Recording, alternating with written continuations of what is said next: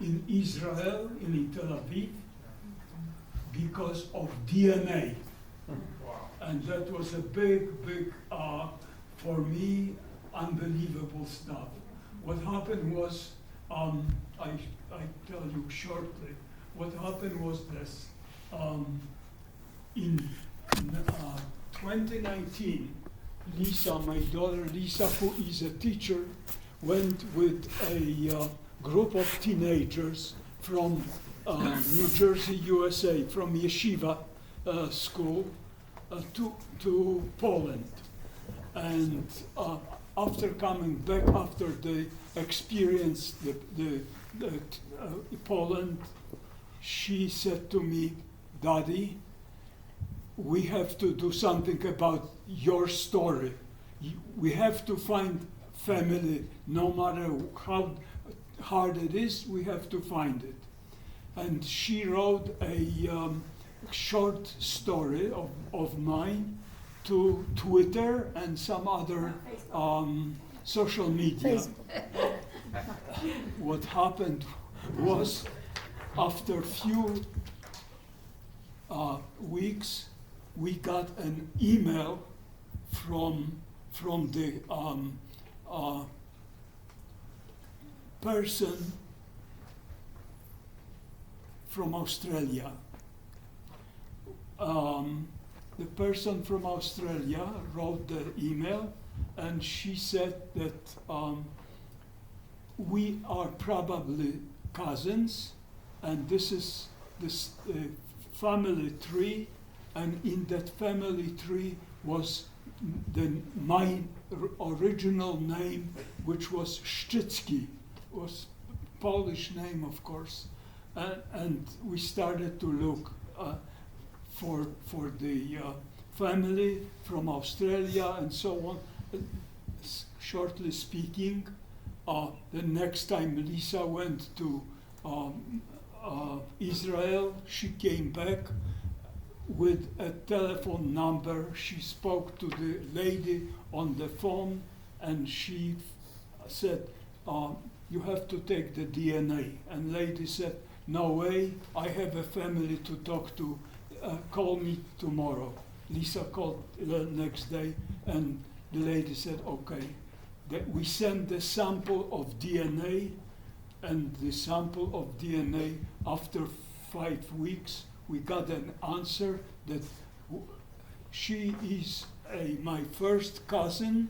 Esti is my first 99% first cousin. So the facts that I got about my family, it's from Esti, because I didn't know a thing about my family. What happened was Esti told me some stuff, and now I'm going to repeat what she said about my family. So that was the first thing I want to tell you, that the stuff that I have here, a lot of it is from Esti about my family. So I'm going to quickly read this and see what we can find out. First of all, I want to tell you that this is not a usual story of mine. I read many stories about children of Holocaust, and most of them, the stories said that they were hidden from Poland, of course, in Polish families. They were hidden by Polacks, by Polish families, but most of them were paid by parents to hide the children. My case was that I don't even know if my parents paid any money or any jewelry or whatever it was. I was there with the Krasuski's family. They were Catholics, Christian Catholics, Polish couple with 2 sons, and I'm not sure if they were paid or not. So this is the first thing. And the next, I'm going to read it for you. From Esti, I know that my parents and one of my aunt with her family were in the Warsaw Ghetto. We were in the Warsaw Ghetto, and from the Warsaw Ghetto, I was smuggled by Polish man named Mr. Krasuski to his house of town of Minsk Mazowiecki. That is about 25 miles from Warsaw. And I have no recollection how I was smuggled out from the ghetto. I have no idea. Mr. and Mrs. Krasuski were Christian Catholics. They had two sons, older than me, Wojtek and Jurek, and Mr. Krasuski was working for Polish Railroad, and Mrs. Krasuski was a housewife. If anyone should ask me or any other family member who I was supposed to tell, my answer supposed to be that I am a cousin from the distant village. My father was killed fighting the Germans during the war, and my mother was taken to Germany as a worker, labor worker. So my life with Krasuski family was pretty good, but one thing that they treat me very well, and the same way as their sons. And I even remember that we were punished the same way for mischiefs.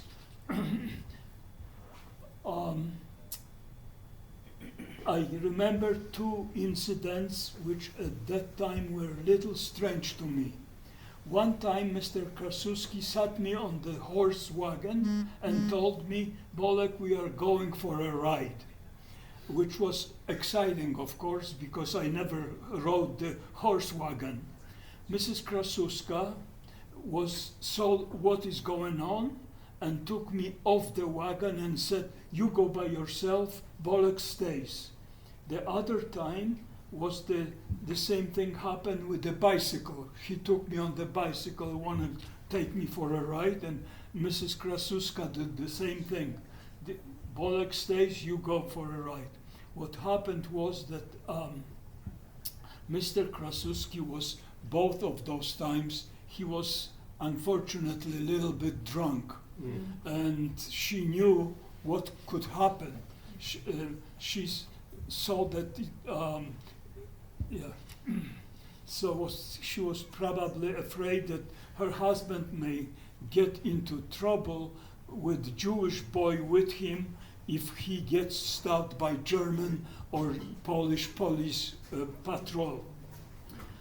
Around Christmas time of 43, I was transferred to mother of Mrs. Krasuska, Mrs. Baranowska. I called her babcia, which means booby in Polish.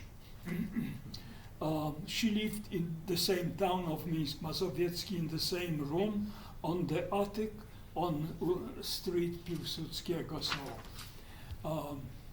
But the reason why I was transferred, I was never told. So, or maybe I don't remember. The life with babcia in the attic was pretty good. Besides that, I never went out to play with kids from our building. The only thing which was inconvenient was the outhouse, and especially during the night. I remember one time I had to go during the night, but the overhead light was burned out, and I fell down the steps and lost consciousness. Now, here is a very interesting story. I was wearing not pajama, but a nightgown. The boys at that time, that was during the war, it's long, long time ago. Usually the little boys wear nightgowns up to the heel, the knees, and I was wearing one of those. Now, I fell down, and when I came into, there were neighbors, people standing over me and looking and asking what happened. Now the problem was that I am circumcised, and in Poland only Jews were circumcised. There was, except there were some Muslims in Poland too, but very minimal amount, and they were also circumcised. But Germans actually didn't know that all the Jews in Poland are circumcised. Not all of them, but many of them, especially the religious ones. And if one of those neighbors could see what's going on, that could be a very dangerous stuff. Germans, the Nazis, were paying for every Jew, no matter how old or how boy, girl, man, woman, they were paying to person who brought the Jewish person to Gestapo or Polish police. They were paying 1 kilogram of sugar or 1 bottle of vodka, which was, for them, it was, at wartime, it was a big money. So that was a situation which Babcia took me right away upstairs, and she said, he will be okay, don't worry about him. That there was one such situation that I have here in my notes. The other memory that I have, it was late at night.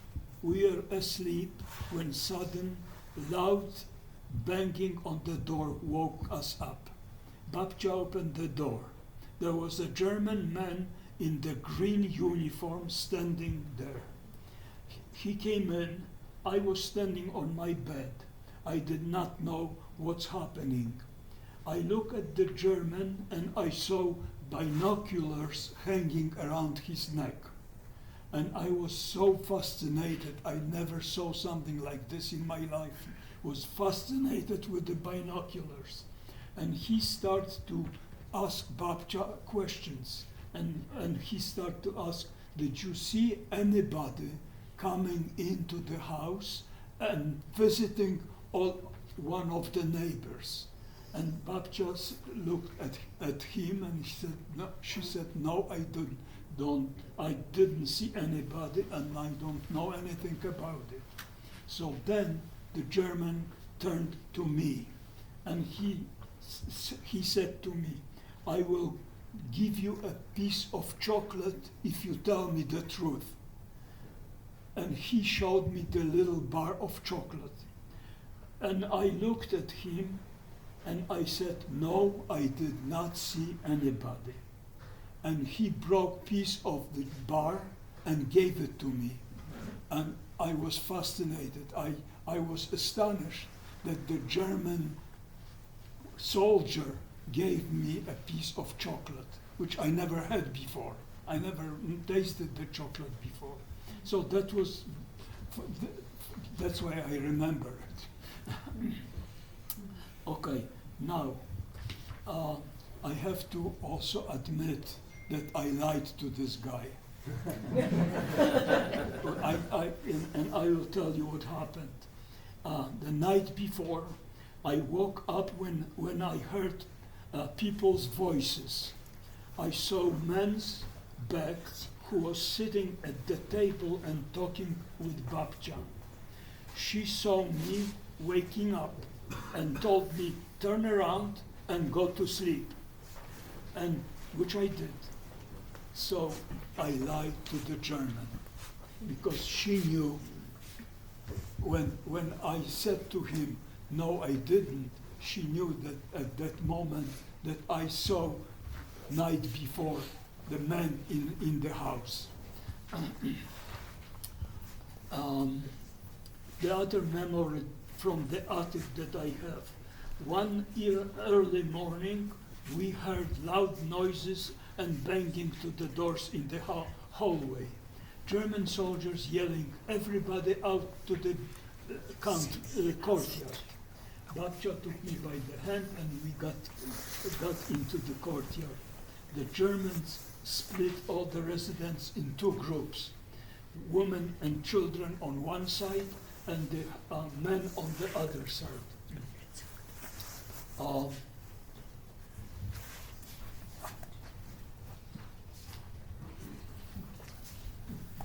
There were armed soldiers standing by every door in the house.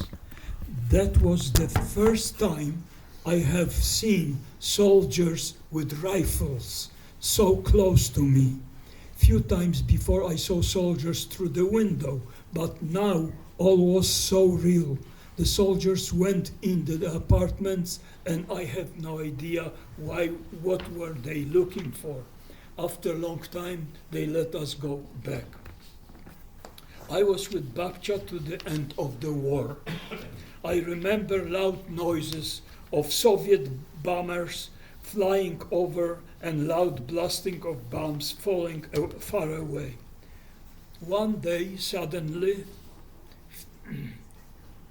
few Soviet soldiers came to our building, and few of them stayed with us for a few days, and that was liberation of Minsk Mazowiecki by Soviet army. I remember it was the first time I was running around on my street with few boys from our building and looking into empty apartments which used to belong to the Germans. Then one day a new couple moved to our building on ground floor. Few days later, Babcia took me to their apartment and said to me that I will stay with them. I don't remember what happened and why was I living with the new couple and not with Babcia. Later I was told that Babcia had to go away for a few days. Many years later I found out that the new couple were also Jewish couple, and their name was Mr. and Mrs. Goose. They came back to pick up their daughter from Catholic convent. Before the war, they lived in this town, and when the war started, they hid their baby daughter in nearby convent. I also found out that their lady friend considered to adopt me, but she gave up the idea on thought, what if someone from the family shows up?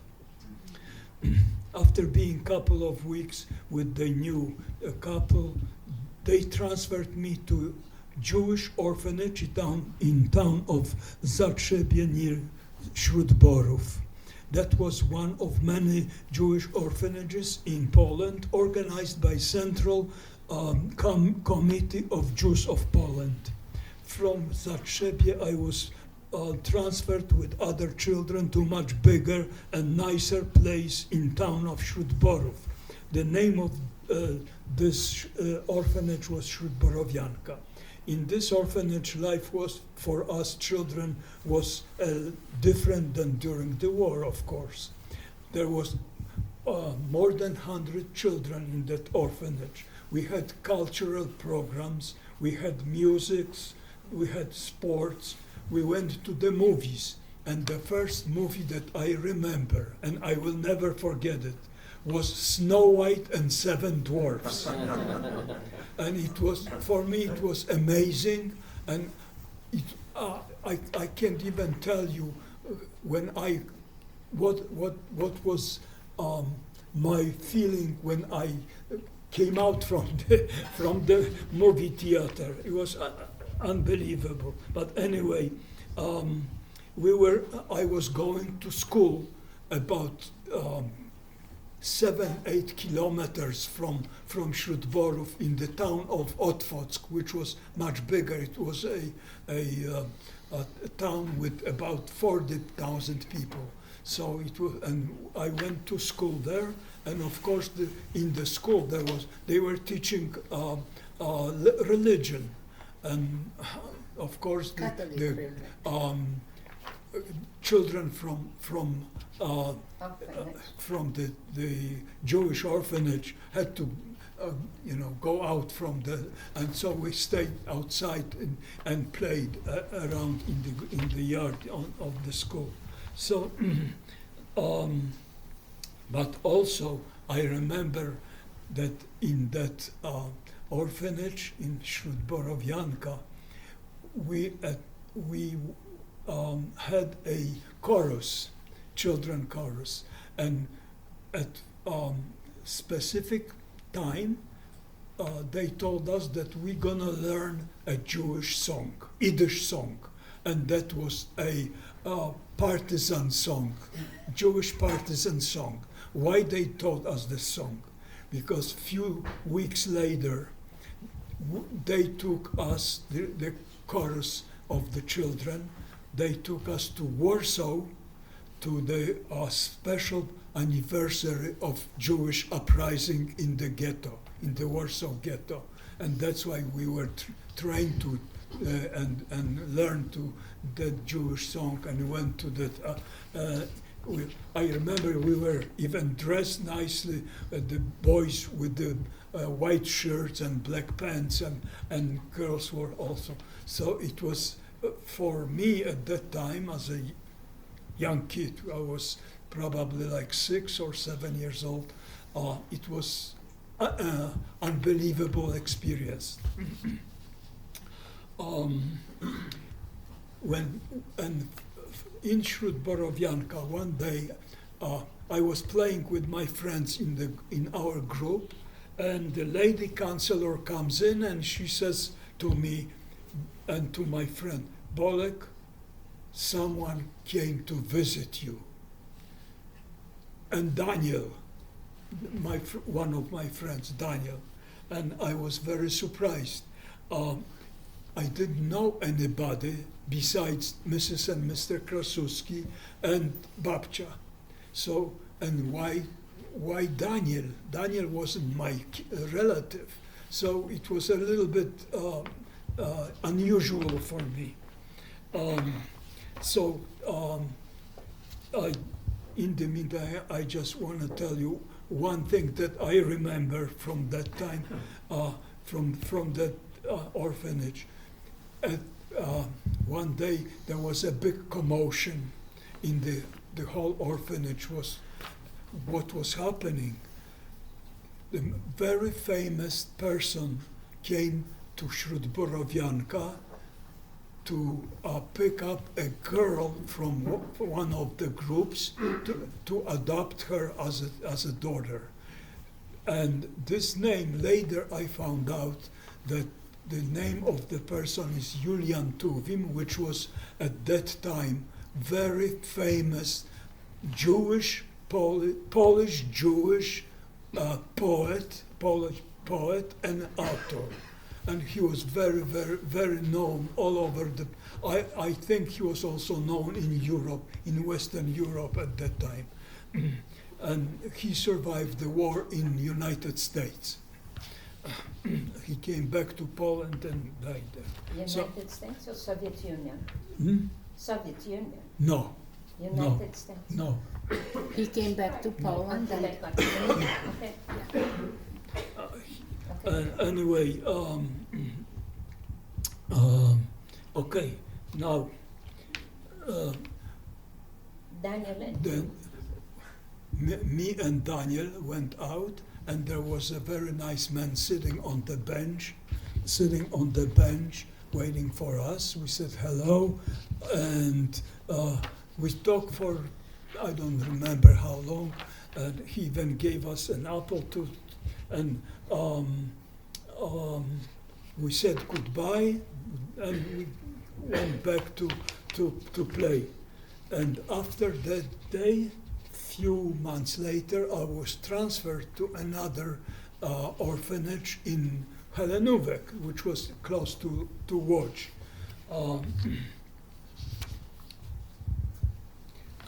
in Helenuvek was very good life for me also. For all the children, the Jewish children, there was a lot of them. Helenuvek was a big orphanage.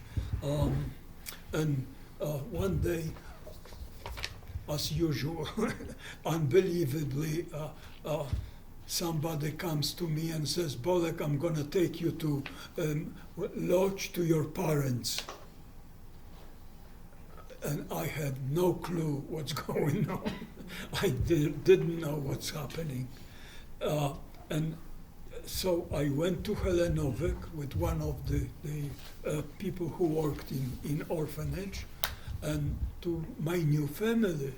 I went to lodge, but I don't remember that apartment at all. I have no clue, absolutely none. The thing I remember that in day or two I was transferred to another apartment with my adopted mother. She took me from lodge to Warsaw to their apartment in Warsaw. They moved already from lodge to Warsaw. So she took me there, and we coming into the apartment, and there is a girl sitting on the couch. And I remember she had a big blue eyes, and she said, "Good morning, Bolek." And I said, "Hi." And my mother says, "This is your new sister Ella, your little sister Ella." Okay, I got a new family. You didn't mention that it's the guy who came to you and Daniel. Who? It's the same guy that interviewed you, and that's the father that. You didn't say that Krutz came, Mr. Krutz. Oh yeah, and I didn't say that. Yeah. The guy who came that was the new why father. why was I transferred to Helenuvek was because Mr. and Okay, Mrs. that- Krutz, they Interrupt. decided to adopt me, not Daniel. So I was lucky at this time, and when they adopted me, I found out that he was the man who came to shoot Borowianka to talk to us. Yeah, that was, I missed that.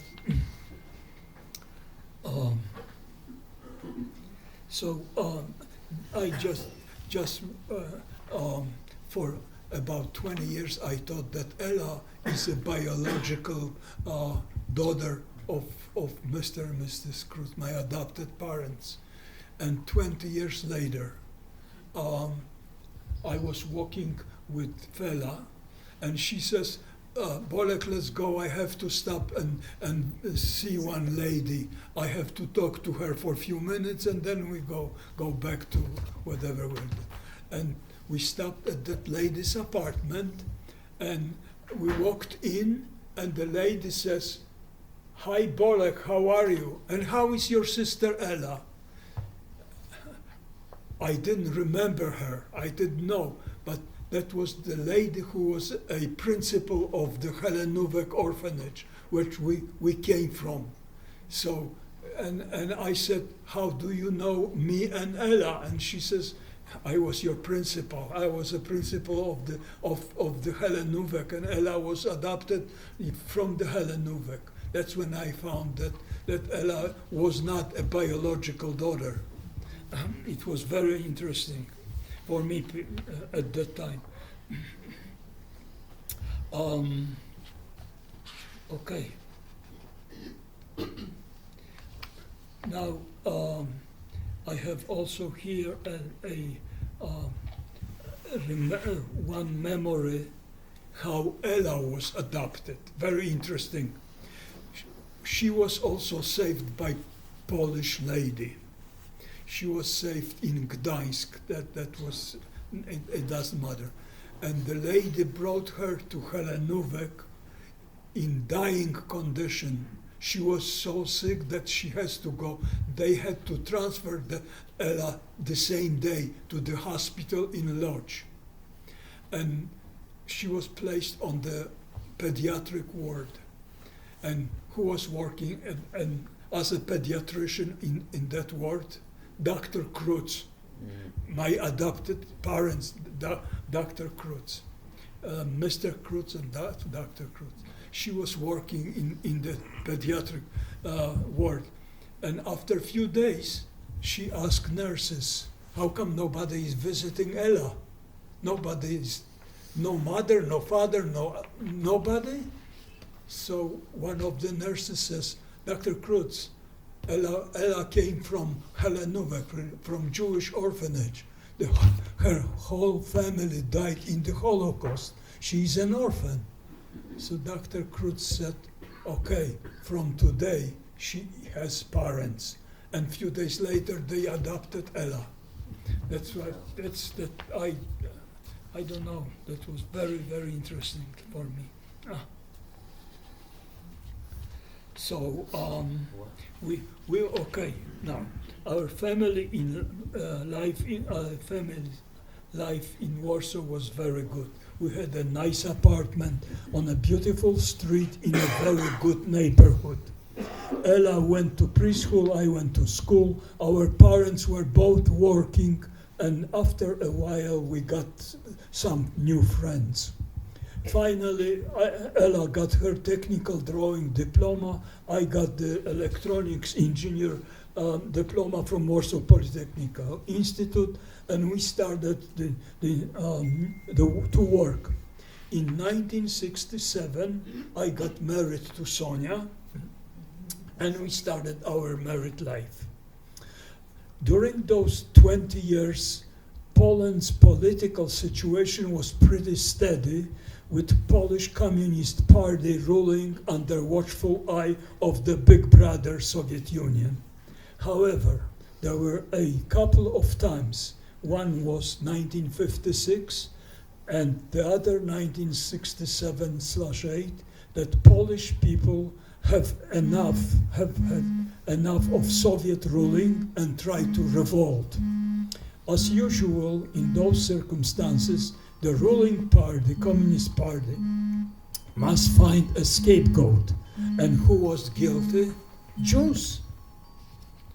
Polish Communist Party and Polish government had to find a scapegoat.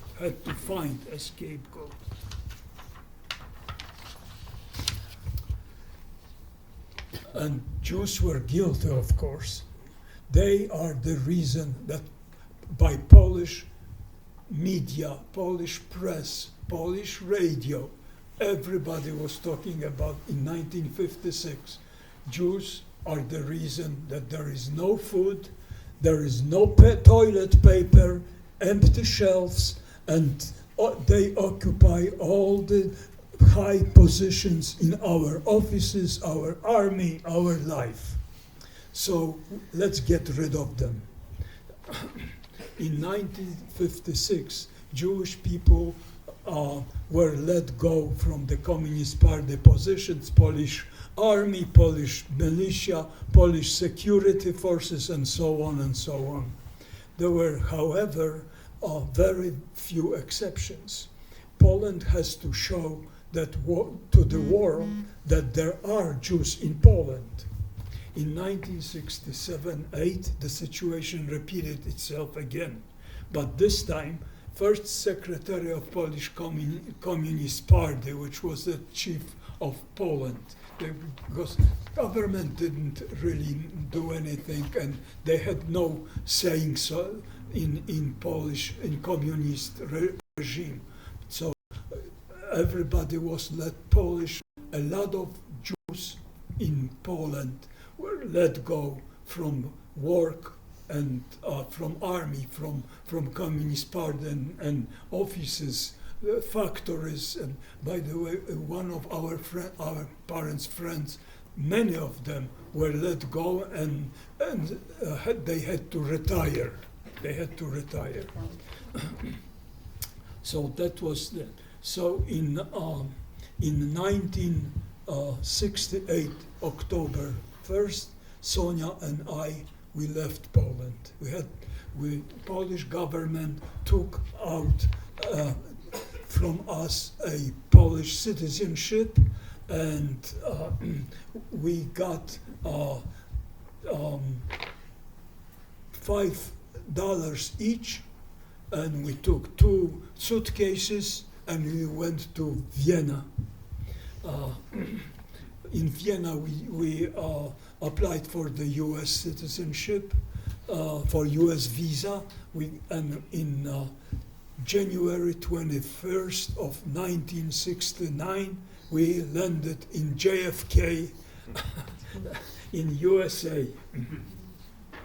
So now the short story, USA is in 1978 we got our citizenship, USA citizenship, and we changed the spelling of my name, of our name from Krutz to Krutz, and that's the other stuff. In 1989 we were living in Fairlawn, New Jersey. And one of the Sunday morning, my friend JB, who was a child Holocaust survivor from Poland, called me up and asked if I want to go with him to meeting of children Holocaust survivors in New York City. And we went to the meeting. There were hundreds of people from all over the USA. And that day, I decided that I have to start looking for my family, and how to start and where to go and who to ask. I knew from being in Poland in 1988 and visiting Mrs. Krasuski that she doesn't know anything about my family, about Szczycki family. And I was not sure if the name Bolek Krutz is my real name. So I can ask in TSKZ, which is the Central Committee of Jews of Poland.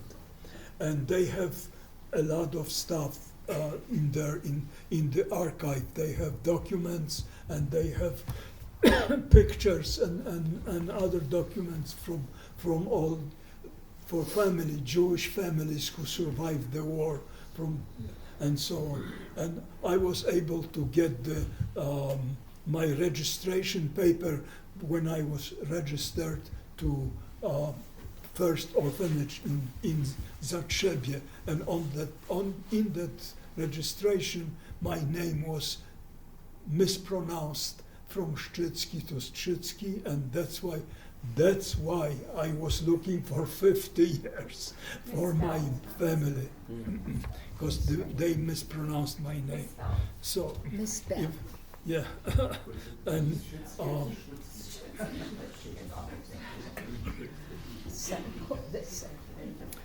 we went we were in Israel one year, and we went, Sonia and me, to Yad Vashem.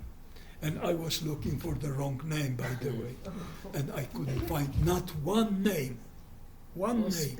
And I said to myself, well, the Strzycki is made up name, and my family, I don't have anybody. I have no family left. And that was my conclusion, which was wrong, of course. But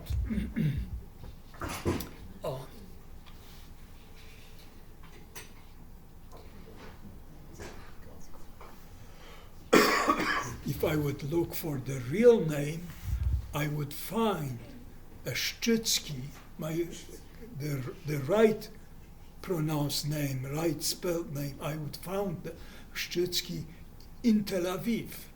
My cousin Esti, I would find her if I look for the right name. Why? Because my aunt Sarah left the testimony in 1956 in Yad Vashem.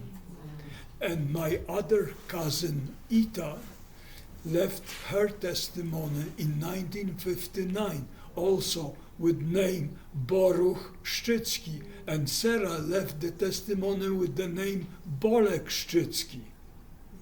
So if I would look for the right spelling, I would find them. But unfortunately, 50 years later, it happened.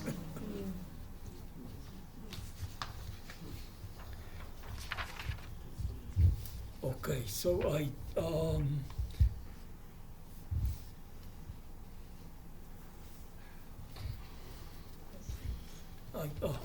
was talking about this already.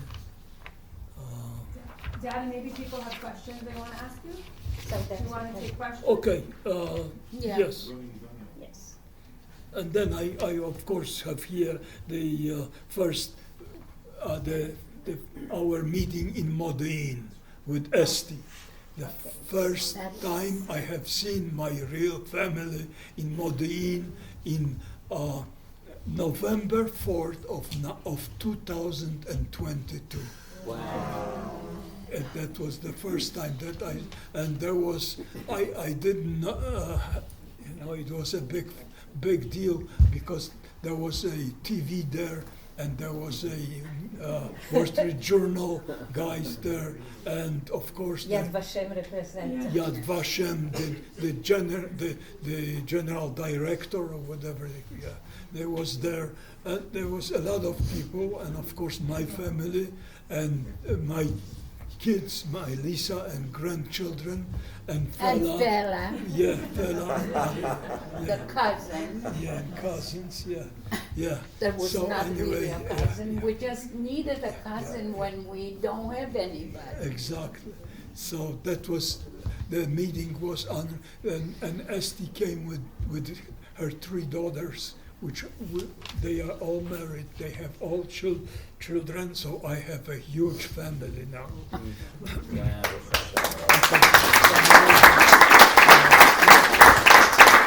Any questions?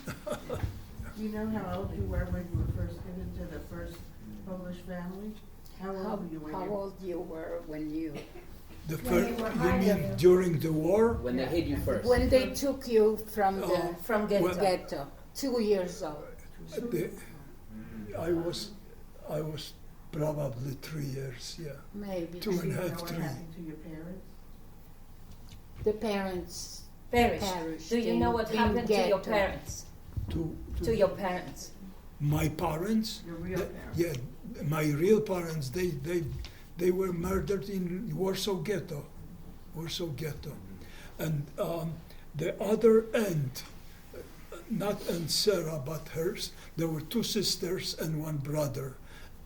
Both Sarah, Esther, and my father was Avraham Yehuda.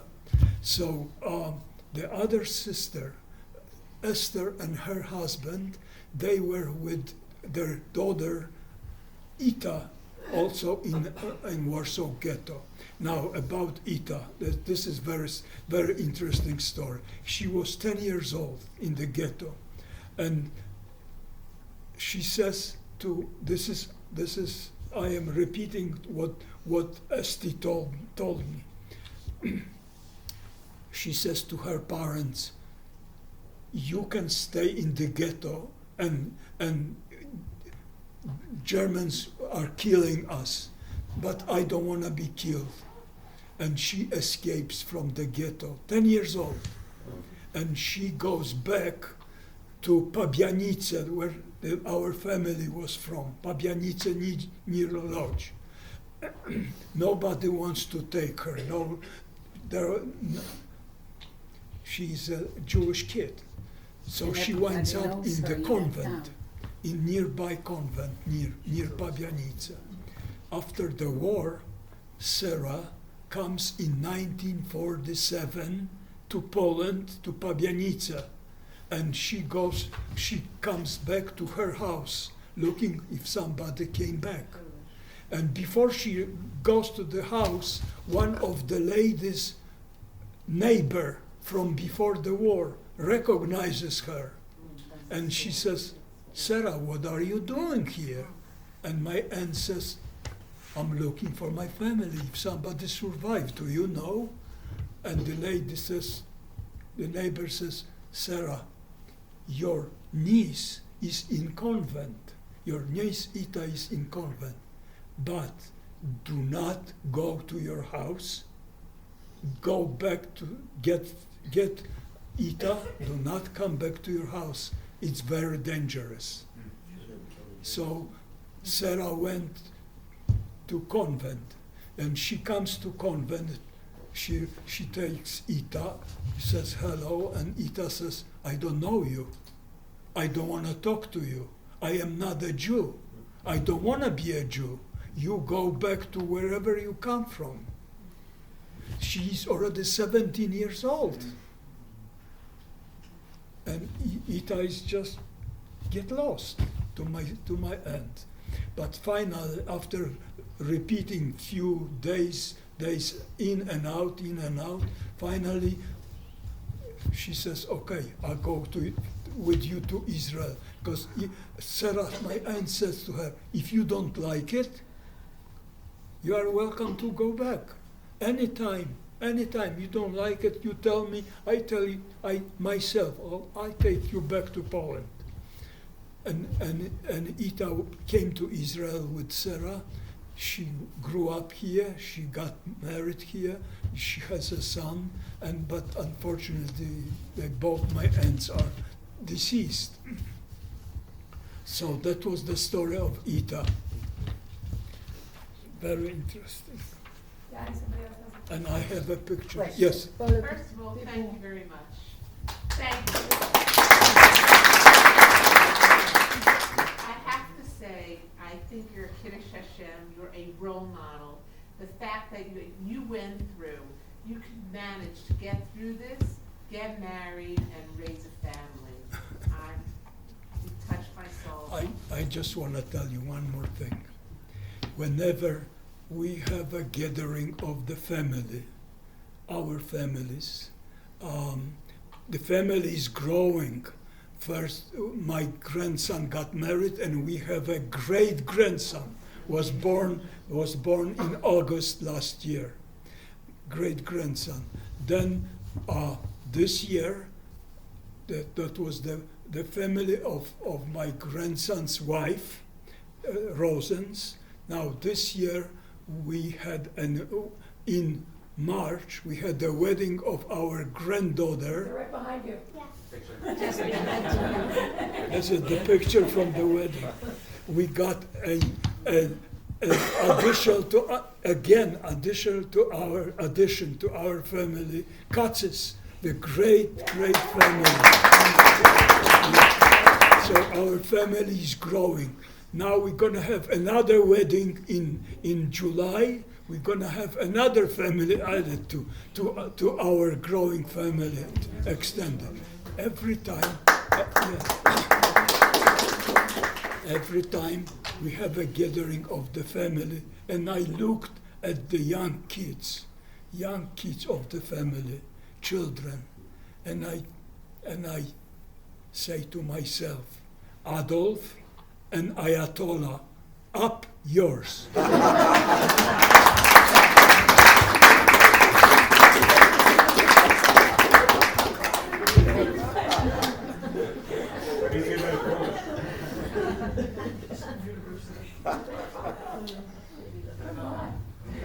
What was the connection with Australia? Did I? These were the second and third cousins. Oh, yeah. She was not Esty. No, Esty was No, in that Israel. Mr. to say that Lisa, she get answer just through the DNA. You can find your family. So he did it, and the first answer came from Australia. Yeah, it Yeah, was. I put a Facebook Go. message out saying, I know this information, but this is all I have. I have a town where he was hidden. I have an approximate idea of age, but I have no name. I have no birthday. I have no parents' names. I have nothing to go with. So I asked this genealogy group on Facebook, what can I do? And every single person that wrote back to me, DNA, you have to do DNA, Ancestry, 23andMe, so I convinced my dad, which took a lot of convincing. He did not want to spit into that tube. You were very, very stubborn and difficult. But I convinced him to do the DNA testing, and the first person who answered, we got like the list, and there was someone who was a second cousin, who listed as a second cousin. And of all the people I reached out to, one lady wrote back and said, because I wrote that the name is Shchitsky, that it was his fake name, she was like, no, I actually have Shchitskys in my family tree. So she wrote back to me, and that's how the whole thing started. Yeah, with your permission, I would just to explain how he was my cousin for 60 years. We were looking, my family was looking for cousins who disappeared somewhere in Russia. And after 20 years, my father found a girl that she was a daughter of his sister. And then we found the little boy that was a son of his sister who passed away in Serbia. And he was in Russia. So we took him back from Russia to Poland, and he was speaking just Russian. Who is this fellow? Who? Henoch Gennady Sokol. My father, not Bolek, my family. And he wanted books because he was studying engineering, electronics. He needs some books in Russian.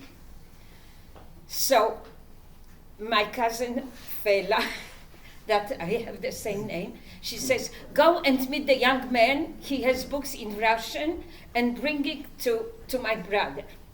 So we have a meeting. I went to meet this young man. He brought me books in Russian, and I said, thank you. We were chatting. He went home. Suddenly, I was studying at the university in Warsaw, 11 in the night, or maybe 8, telephone, and I'm going to phone, and he's telling me, please come immediately to our home, take a taxi. I say, come on, I'm a student, no money, no nothing, it's night, how I'm coming. Don't worry, take a taxi, I will wait for you, pay, just get dressed and come back. I went to his adopted parents. I didn't know that he was adopted, but I came in, and his adopted father started to look at me, like turning me around, asking me questions. I am sure that my name is Fela Malovanchik, and I say, that's what I know from work and the story of families. And at a certain point he says, now you are the family. So I was like, wow, I got just cousin, like uncle actually, from Russia, and suddenly I'm getting a cousin, how it comes. So then I discovered that the mother of his adopted father, the maiden name was Malovanchik. Mm-hmm. She perished, and just the name. I went to Yad Vashem, there is like a huge list of the same name, and we don't know what was the connection, but because all the survivors were like a family, so we were cousins for many, many years, being in contact all the time, and that's 2 years ago I told to his real cousin, now I am giving you your cousin. Wow. But we're still cousins. Wow. So, okay, so thank you so much. And thank you to Bolek. We wish him and Sonia and Lisa and Lowell and the whole family long life, a lot of simchas, and all the good for all of us and Am Yisrael. Amen.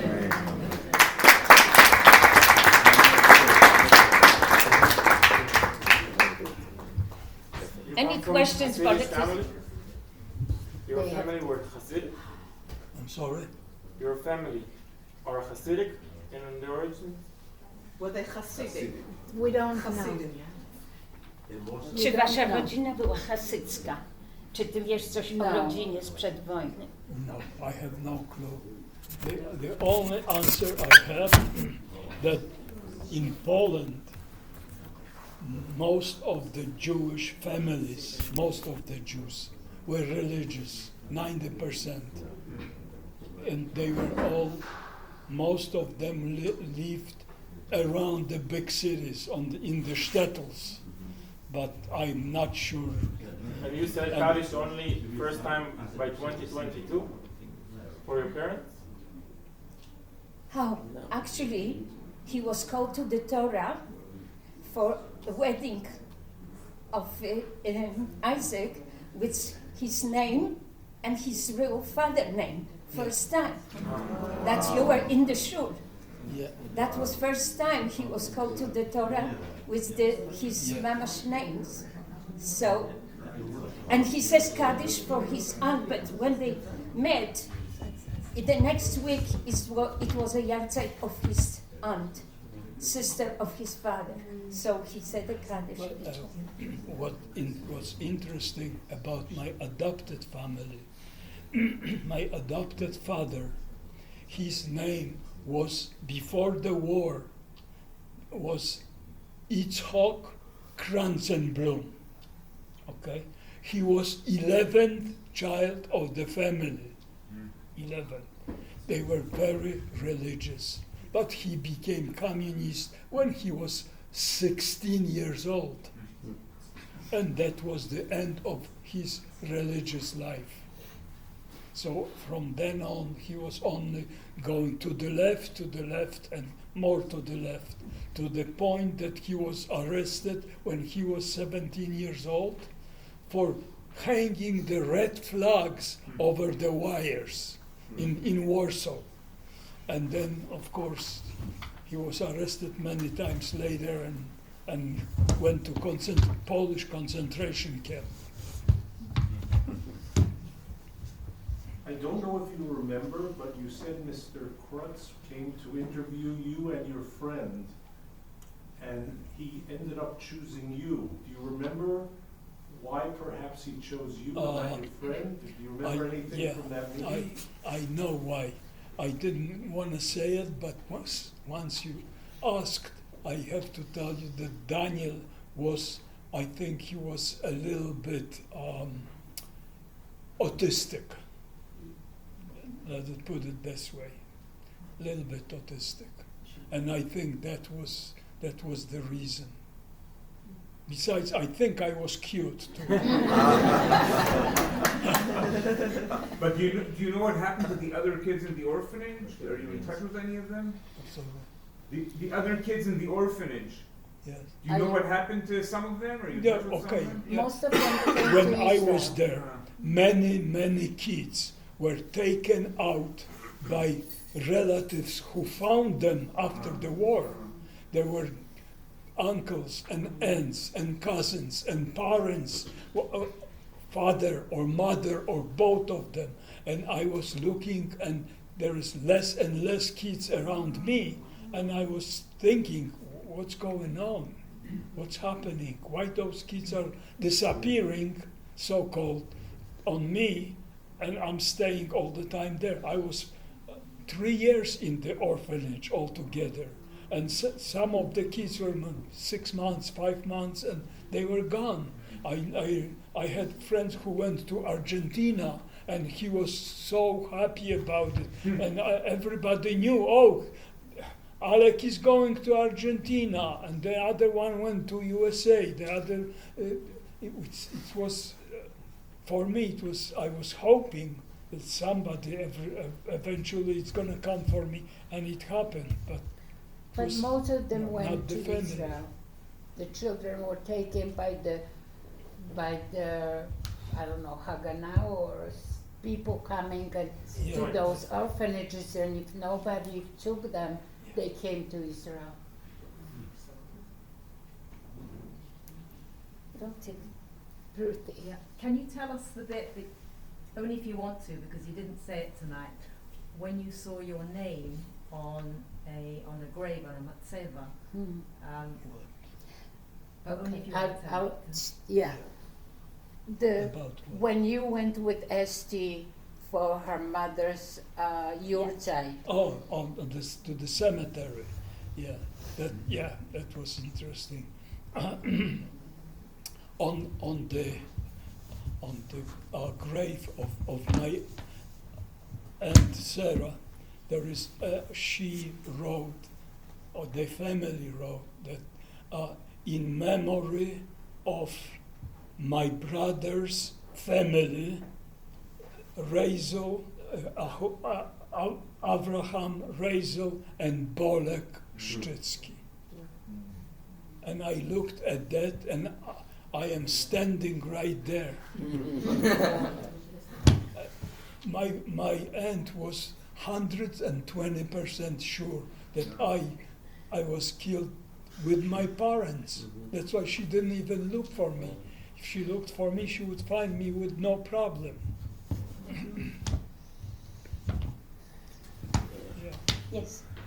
What about are there a lot of Jewish people still left in Poland that were never claimed? You keep hearing that there's like a new wave of people finding out that they're not Jewish. Were you in contact with any of these people before you left? With other Jewish people? Your friends. Can I answer? We were 30,000 Jews in 1968.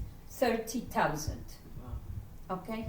1968, most of us left. Like 25, 26,000 we left. Different direction. Most of the people went to Denmark, Sweden, America, Israel, some France, Australia, South Africa.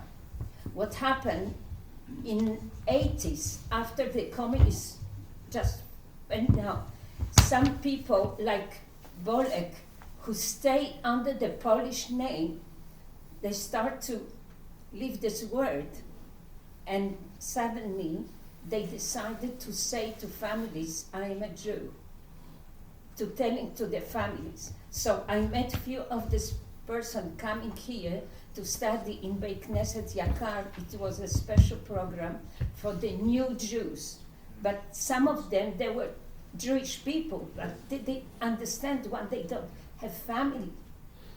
So now there is a very big mixture in Poland. There is around 1,000 people, but not all of them are like Polish Jews, because now they have Ukrainian people. But some of the people, I am in touch with few of these people, they try to be back to the Jewish roots, but it's not so much. And mostly because someone who survived stay in Poland under the Polish name and never talk about. What about the Goyim who took in Jewish kids and never let them go? Were there a lot like that? Yes, they were. They were. Actually, in our neighborhood, we have a lady.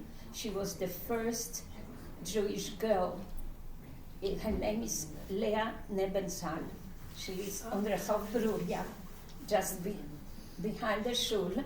The Polish people didn't want to give her away, so it was Beit Mishpat. It's like a judgment, and the judge says that they have to give it away, and they didn't want, so they need to organize, like, wrap her and bring her here.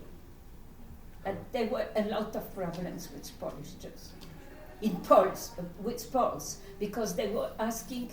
We have here, I took Bolek to Naftali Lau, the brother of Israel. We went with Bolek to talk to him, and he says, Bolek, thanks God that you are alive, you are here. Probably your parents paid something that you survived, but don't look, don't search. But Bolek made sure that the family has in Yad I did go to Yad Vashem, and both ladies both ladies got the Yad Vashem one of the nations. I just want to tell you something. I still have friends, Jewish friends in Poland. They did not want to leave Poland. They don't want to be Jews. They feel Jewish, but they married non-Jews. The kids, of course, are non-Jewish. The grandkids are not non-Jewish. So, but they were my friends from school. From actually when we were 7 years old. We got to school and they went to college, they went to universities there. They were big shots in professors in colleges, but they don't want to be Jews. I don't, however, one of them, no, not one, two, actually, parents were communists. Parents were big communists, but I don't know if this comes from the house or just, I don't know why they don't want to be Jews. I don't know why. I really don't. Maybe because convenience. When we had that anti-Semitism in Poland and they were throwing out Jews and they thought that, as they say, that it's raining. They're not spitting on us, it's raining. That's what they thought. So I don't know. And there were some of them who just said, I'm not going. I have my position, I have my apartment, I have a Polish husband, I have Polish wife. I'm not going.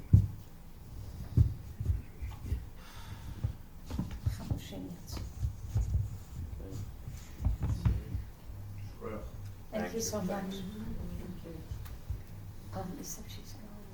Thank you so much for all of you to come. And if you have any questions, Bolek is here.